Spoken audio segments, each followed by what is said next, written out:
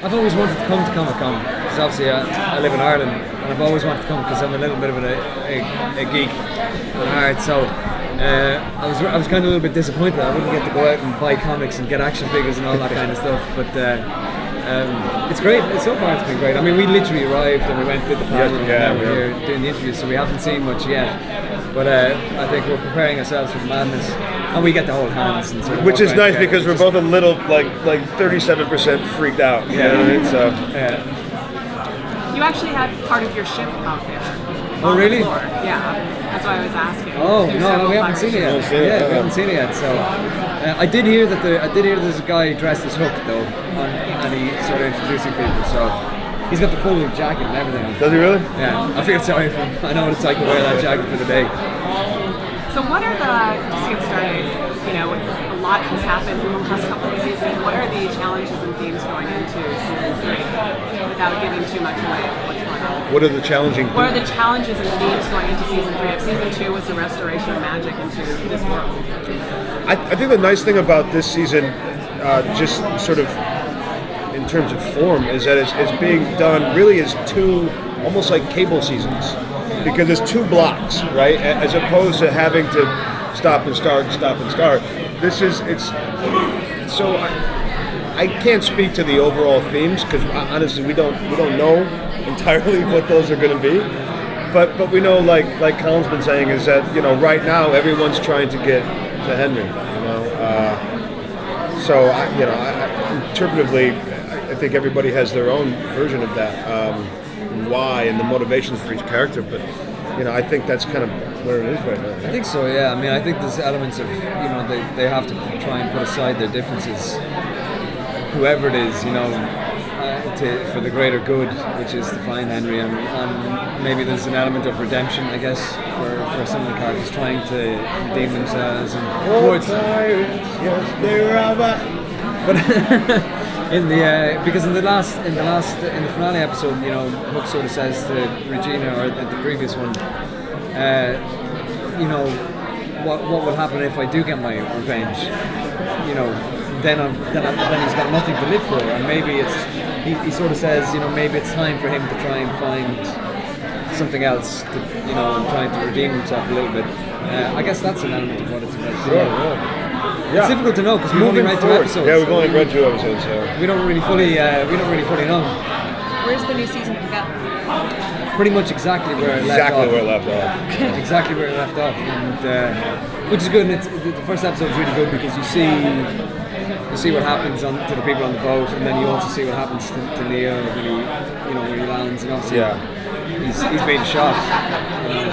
It's really well crafted in terms of the vacillation between where they're at and where I find myself. I think it's particularly well done. Yeah. Good use of the word vacillation as well. So I had to do it twice. Yeah. Will there be a sort of moment where Baelfire kind of like, this is like the first time he actually goes back to the enchanted forest and he was a child? Do you have kind of like just sort of a nostalgic moment or sort of like that, like arc that like, oh, I'm back home? I get what you're saying, and I thought about that, but the answer is unequivocally no. There's too big a job to do.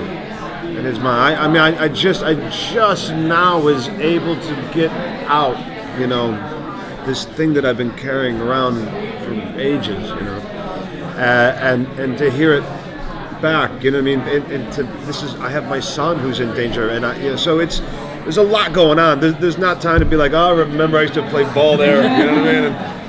Well, I mean, in the sense that like I am back from the place I was running away from. I think that the time for reflection for me is going to be later, you know. So yeah, she's defensive. 1 minute. Speaking of Henry, do you think that Baelfire knows what Peter Pan wants to do with him, or why he's after him? Well, that's a good question.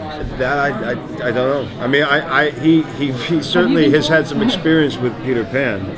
And knows a bit about what he's about, and I don't think Peter Pan's a well-liked sort of guy from anybody that's spent any amount of time with Peter Pan. Yeah. Nobody comes away and be like, he's not so bad, he's all right. You know, so. But that's a good question, actually. Yeah, it is. Obviously, Baelfire did spend a lot of time in Neverland as well. kudos to you. Well done. There's a lot of interconnectivity between all the characters, and as things go along, you keep finding out that somebody Yeah. actually had a run into somebody. How much of this are you anticipating other, and how much did you know of the connectivity of the characters before you started filming that? Well, I didn't technically know that Hook had offered to be his stepfather. You know, that he was willing to at the start. I mean, there's a couple of things that, you know, it's Eddie and I'm sort of give you a broad outline as to what the way they see the character when I first started, and then that's all you know, and then you sort of get script by script. So some of the stuff that I've been told hasn't just happened yet, but it'll be interesting to see. I knew the broad strokes of the arc for last year going into it. And part of the reason why I took the job is because they were so good at selling this idea. You know, the story was they're master storytellers, and sitting there on their couch, and they're like, "So here's what's going to happen, and they're going to do this, and then Captain Hook," and you're like, "I want to do it, yeah, let's do it." But there were specific things like I didn't know that he was going to offer to be my stepfather. So there is a bit, but you find out more as you go along. I mean, this sort of, but that's kind of what this is. It's a breathing, living thing. It sort of unfolds on its own, you know, and like even some of the fence posts or the buoys that they set up that they want to hit, sometimes they sort of shift based on what they're seeing and what's happening. You know?